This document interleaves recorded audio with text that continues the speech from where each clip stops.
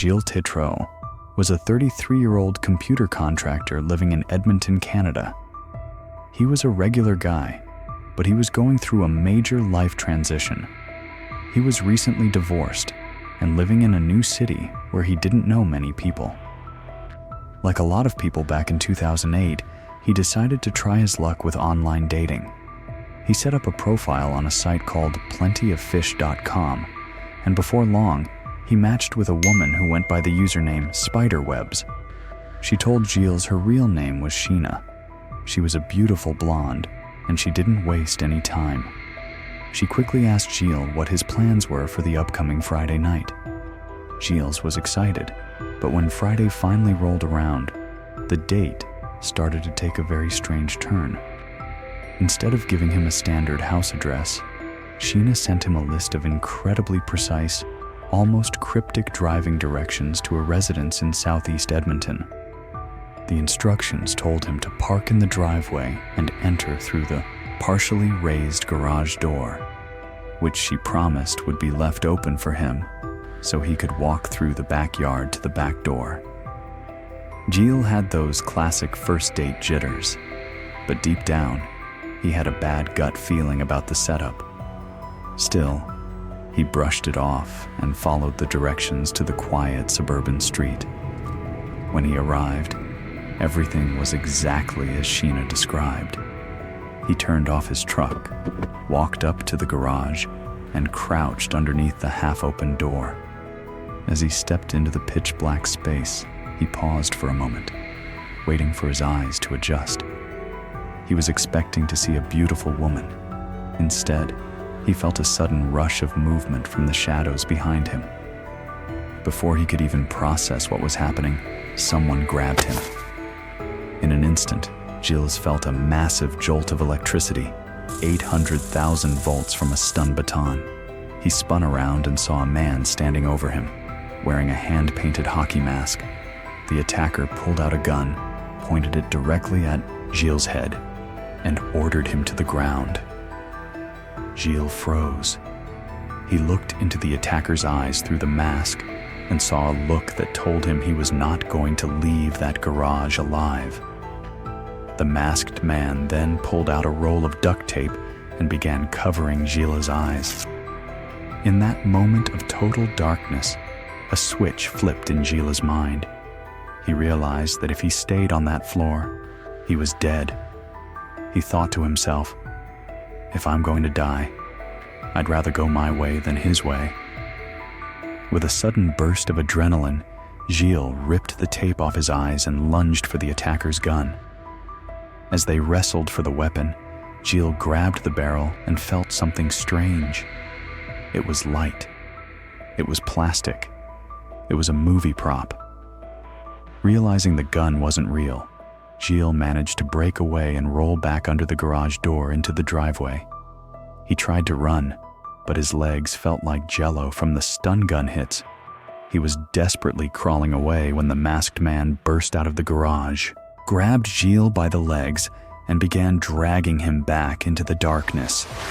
Just then, a miracle happened. A couple appeared, walking their dog down the street. Gilles screamed for his life, yelling, "There's a man after me! Please help me!" But the attacker was fast. He stood up and immediately changed his tone, pretending he and Gilles were best friends. He looked at the couple and said, "Come on, Frank, let's go back to the garage," trying to make it look like a drunken joke. The couple were left shocked and in confusion, and the encounter was enough to spook the attacker. He retreated back, and Gilles seized the moment. He scrambled into his truck, slammed it into reverse, and tore out of the neighborhood. When Gilles got home, he went back onto the dating site only to find that Sheena had already deleted her profile. Despite the horror of the night, Gilles chose not to call the police. He felt embarrassed and ashamed that he had been duped by a man posing as a woman. He convinced himself it was just a random mugging that went wrong. He had no way of knowing that he had just escaped the kill room of an aspiring serial killer named Mark Twitchell, who was documenting the entire failed attempt in a 42-page diary on his laptop. And tragically, Gilles didn't know that exactly 1 week later, the man in the hockey mask would set the same trap for another victim, and this time, the killer wouldn't make the same mistakes. Born on July 4, 1979, Mark Andrew Twitchell was a man with big dreams of becoming a Hollywood heavyweight. He was known in the local film scene as a big fish in a small pond, a jovial guy who could do a spot-on Yoda impression, and was deeply obsessed with two things: Star Wars and the Showtime series Dexter. But as we look closer, Mark's life was built on a series of elaborate masks. In 2001, he met a woman named Megan Castorella on the dating site plentyoffish.com. He was so committed to the relationship that he actually moved to the United States to be with her. But soon, the nice guy facade began to crack. Megan realized she had married a compulsive liar, a man who would lie about something as small as a household bill just as easily as he would lie about being unfaithful. By 2005, the marriage was over. Mark headed back to Alberta, and it wasn't long before he found his second wife, Jess, back on that same dating site. They married in 2007 and had a young daughter, and to anyone looking in from the outside, Mark was a settled family man living in a nice corner lot in St. Albert. But behind the scenes, the lies were getting darker. In his professional life, Mark Twitchell was primarily an aspiring filmmaker and storyteller who operated through his own company, Express Entertainment. While he dreamed of making blockbuster movies, he also supported himself as a salesman. Twitchell was a man who lived in a fuzzy space where fantasy and reality blurred. He was deeply passionate about his craft. Nothing else would make him feel fulfilled other than filmmaking. However, he frequently used his professional identity to facilitate his deceptions. For instance, when his wife caught him on dating sites, he lied and claimed he was researching an article about online dating. He even went as far as hiring an actor to play his boss and verify this fake assignment to his wife. Now, while Mark was at home balancing this double life, he was also busy building what seemed like a professional partnership with a woman named Renee Waring. Renee was an aspiring filmmaker living all the way over in Ohio, and for her, meeting Mark online felt like she had finally caught her big break. She wasn't looking for anything sinister. She just wanted to be a real writer. To her, Mark was a director who could actually help her develop characters and break into the entertainment industry.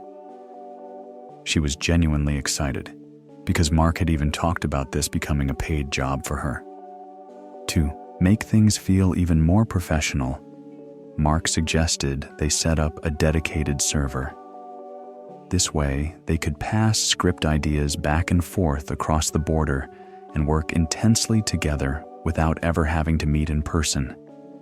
The two of them would spend hours and hours in what felt like a fan fiction writer's room, brainstorming dark, gritty plot points for their favorite show, Dexter. They were both fascinated by the psychology of serial killers, but for Renee, it was all about the online creativity. She was reveling in the process of storytelling with someone she thought was a like-minded soul in the world of film. But here's the thing. While Renee was tapping away at her keyboard, dreaming of a paycheck and a screen credit, Mark was using their fictional brainstorms as a blueprint for reality. Renee thought they were just building a character. She had no idea that Mark was actually building a kill room. Mark didn't just wake up one day and decide to commit a crime. He plotted his first misadventure with the cold, calculated precision of a director preparing for a career-defining opening night. In his own mind, he was exploring a dark progression into becoming a serial killer, a transformation he documented in a 42-page diary on his laptop. Twitchell's motive wasn't money or revenge. It was a disturbing desire to reenact the life of Dexter Morgan. He had spent hours questioning his own biology, wondering if his total lack of empathy and sympathy meant he was genetically born to be a killer. He viewed himself as a psychopath in training and decided that to truly find fulfillment, he needed to start luring in victims to see if he had what it took to follow in Dexter's footsteps. By September 2008, Mark's filmmaking ambitions and his dark fantasies finally merged. Mark developed a very specific target profile. He sat at his computer and decided he would only pursue single men in their late 30s or early 40s who lived alone and stood between 5'7" and 5'11". He specifically avoided anyone who looked like they could put up too much of a fight, like martial arts instructors, because he wanted an average target he could easily overpower. To find his victim, Mark turned to the dating site plentyoffish.com. Using an IP blocker to hide his digital trail, he created a fake profile for a beautiful blonde woman named Sheena, using the handle Spiderwebs. He began chatting with several men, but he eventually set his sights on Gilles Tétrault, a 33-year-old contractor who had recently moved to the city. While he flirted with Gilles online, Mark was busy prepping the physical trap. He rented a garage in southeast Edmonton and prepped it, taping up plastic sheets to catch forensic evidence and setting up a green curtain to hide in. He stocked the garage with a butcher's toolkit, metal pipes, a stun baton, and his signature hand-painted hockey mask. To ensure his work wouldn't be interrupted, he sent letters to all his neighbors, telling them he was an excitable filmmaker shooting a horror movie called House of Cards. He explicitly told them to disregard the screams coming from the garage, as they were just part of the production. Finally, he sent Gilles a list of mysterious, step-by-step driving directions. He told Gilles not to go to the front door, but to park in the driveway and crouch underneath the partially raised garage door, which Sheena would leave open just for him.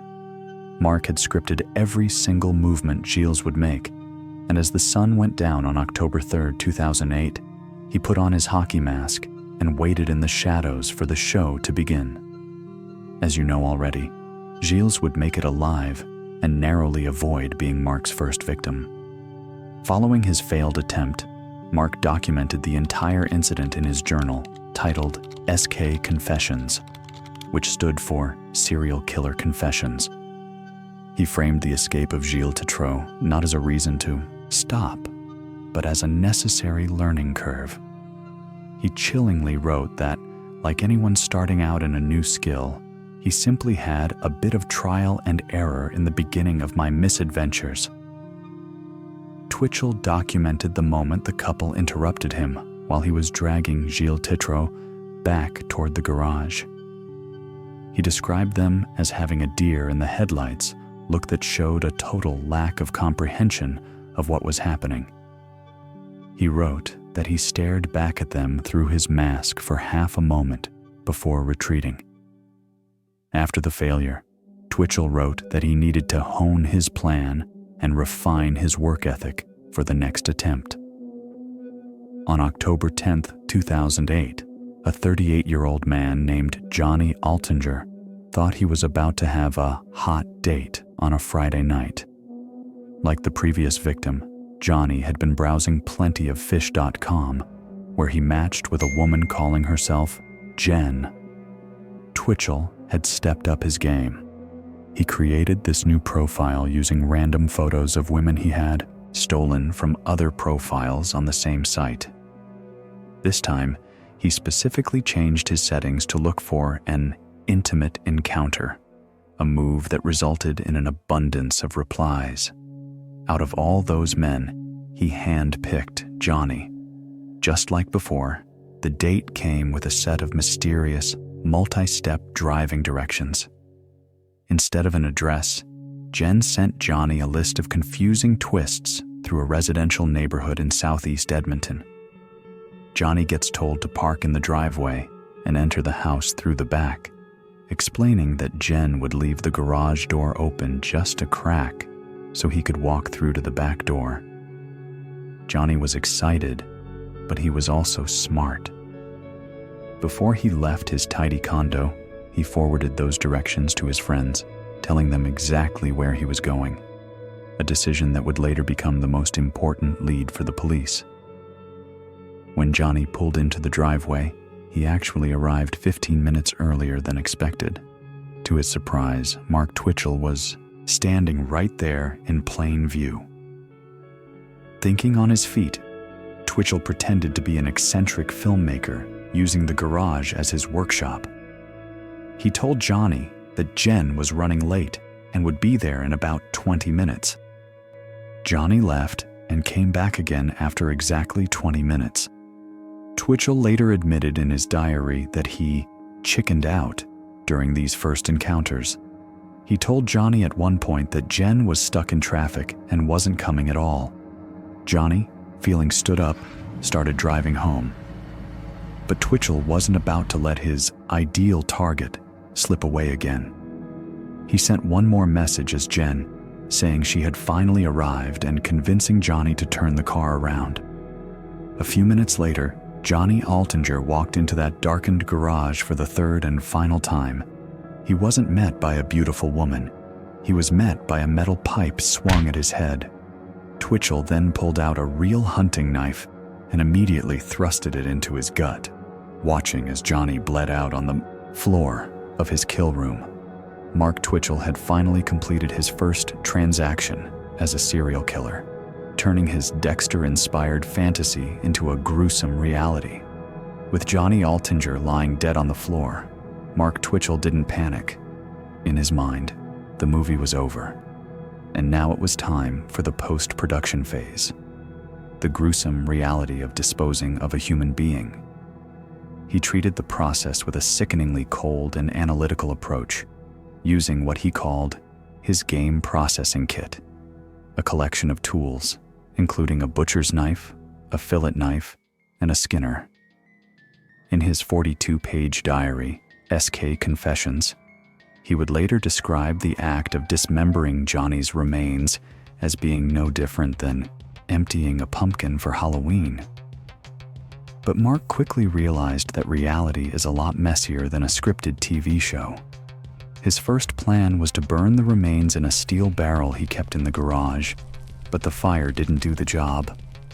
When that failed, he took the dismembered remains, packed them into garbage bags, and drove them just a few blocks away to a quiet residential intersection.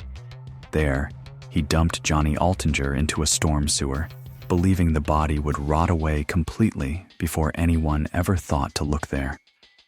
Once the body was gone, Mark went back to the garage to perform a clean sweep.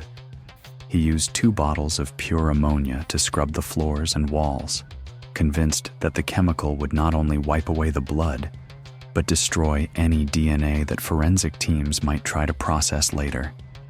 He even left himself a post-it note as a reminder for his chores, with "Kill Room Clean Sweep" written right next to a reminder to ship his eBay items.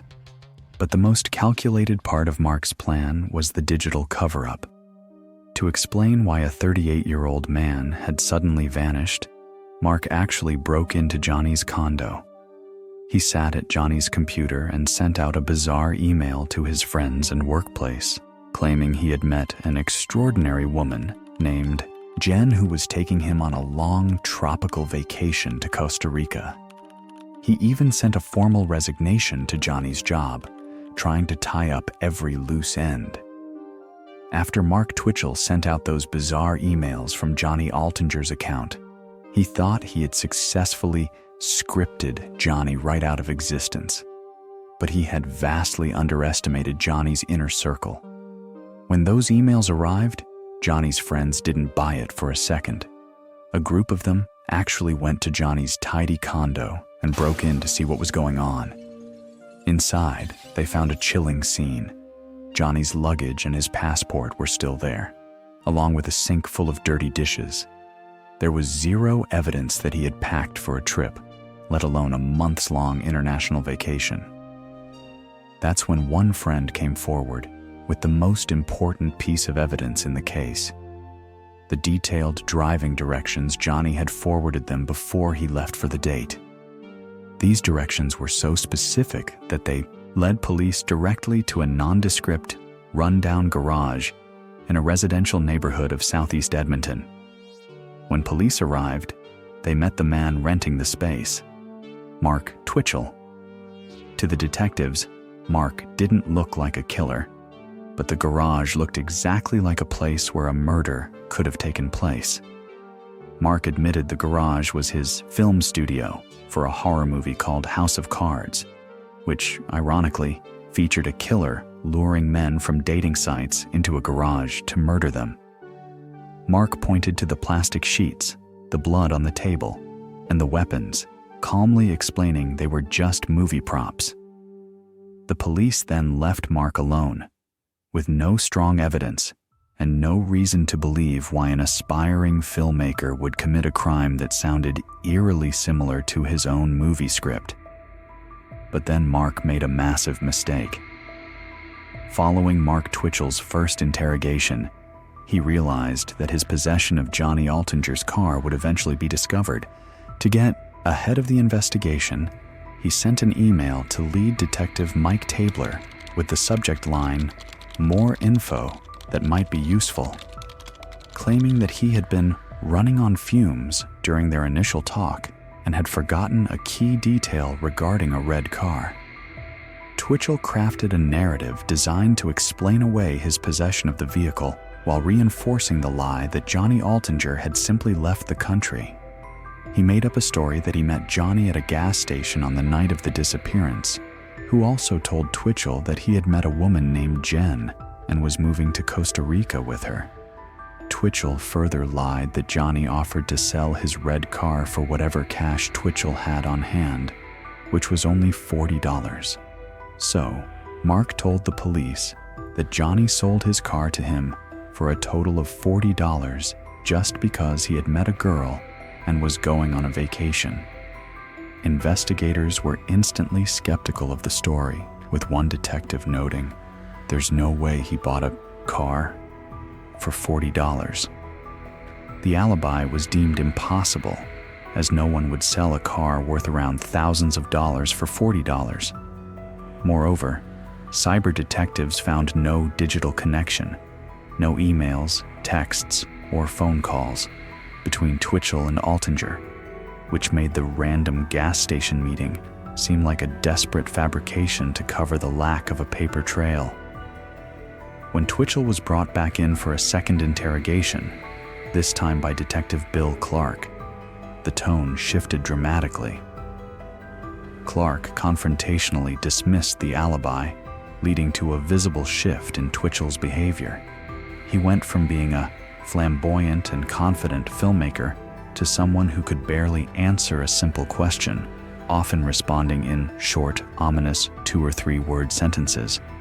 Ultimately, this alibi backfired completely, providing the police with the legal grounds for a search warrant for Twitchell's home and garage. Detectives raided Mark's garage and his car. Using luminol, they discovered that while the garage looked clean to the naked eye, the floors and walls were actually covered in massive amounts of human blood. Even more damning, they found Johnny Altinger's blood in the trunk of Mark's car. On Halloween Day in 2008, Mark Twitchell was officially arrested. The final nail in the coffin was Mark's own laptop. Forensic techs recovered a deleted 42-page file titled SK Confessions. The document began with the bone-chilling line, "This is the story of my progression into becoming a serial killer." Mark tried to tell the police that this was all just a fictional screenplay for his movie, House of Cards. But as the detectives read through it, they realized the details were too perfect.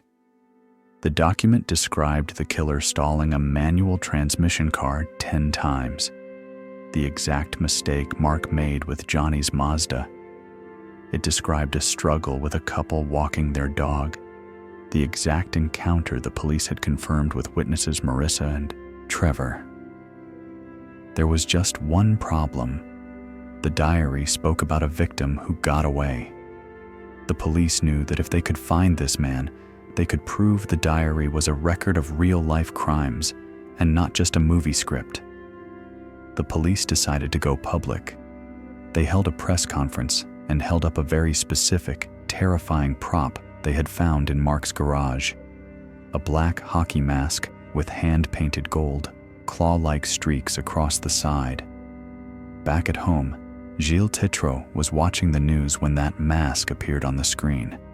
For weeks, he had tried to convince himself that his attack was just a random mugging gone wrong. But the moment he saw that mask, his heart sank. He realized he wasn't just a victim of a robbery. He was the first attempt of a serial killer. Gilles finally picked up the phone and told the police. When he sat down for an interview, Detective Bill Clark was spellbound.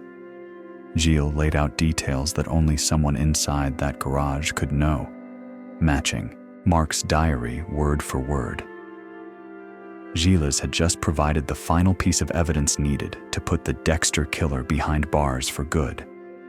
When the case finally went to trial, Mark Twitchell tried one last, desperate script. He claimed the entire murder was a publicity stunt gone tragically wrong, and that he had only killed Johnny Altinger in self-defense during a struggle. He even claimed he had planned to lure Johnny into the garage to convince him to disappear for a while, just to generate hype for his movie. But the jury didn't buy the movie magic defense. In June 2010, while the trial was preparing to move forward, Mark's lawyer handed over a Google map with handwritten directions. It led the police to a storm sewer just a few blocks from the garage. There, exactly where the diary said it would be, they found the remains of Johnny Altinger. On April 12, 2011, the man who wanted to be Dexter was convicted of first-degree murder. He was sentenced to life in prison with no chance of parole for at least 25 years. Today, he remains in a maximum security prison, where he has reportedly used his time to catch up on every episode of Dexter he missed while he was on trial.